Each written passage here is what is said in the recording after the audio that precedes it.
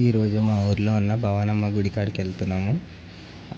అక్కడ మొత్తం చుట్టూరు పంట పొలాలు ఉంటాయి. పంట పొలాల మధ్యలో ఉంటుంది గుడి. చాలా అందంగా ఉంటుంది. చుట్టూరు ప్రశాంతంగా ఉంటుంది. ఎక్కడ ఏ గోల లేకుండా ప్రశాంతంగా కూర్చోవచ్చు గుడిలో.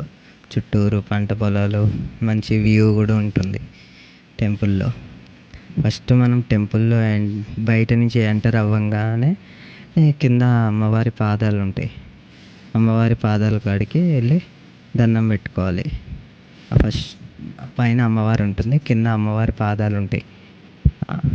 అమ్మవారి పాదాలు కింద గోపురం స్టార్ట్ అయ్యి పైన ఎండ్ అవుతుంది.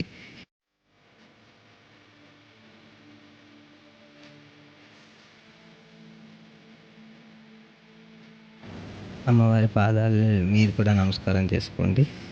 ఇంకా పైకి వస్తే పైనుంచి ఇంకా ఎంట్రీ ఇలా పైకి నడుచుకుంటూ వెళ్ళంగానే ఎదురుగా గణేశుడు ఉంటాడు. కింద నుంచి పైకి వేసిన గజస్తంభం నుంచి పక్కకి గణేశుడు ఉంటాడు, వినాయకుడు. ప్రదక్షిణాలు చేసేటప్పుడు చుట్టూరు మొత్తం అమ్మవారి పటాలు ఉంటాయి.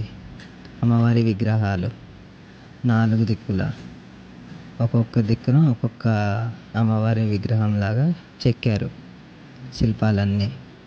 అంతా చాలా పవర్ఫుల్ అమ్మవారు. భవానమ్మ తల్లి శ్రీమాతే నమః. ఇక్కడ మనం కోరుకున్న కోరికలు కూడా తీరుతాయి అంటారు. ఇక్కడ మొత్తం అర్చన చేస్తారు. అర్చనలు అన్నీ లోపల జరిపించుకోవచ్చు. అక్కడ బయట కూర్చోవచ్చు కూడా, ప్రశాంతంగా ఉంటుంది. ఆ పంట పొలాలకు చూసుకుంటూ మొత్తం చుట్టూరు పొలాలు ఉంటాయి. మంచిగా అందంగా ఉంటాయి. ఇల్లు మొత్తం ప్రశాంతంగా ఉంటుంది. మంచిగా అమ్మవారిని చూసుకుంటూ కూర్చోవచ్చు ప్రశాంతంగా.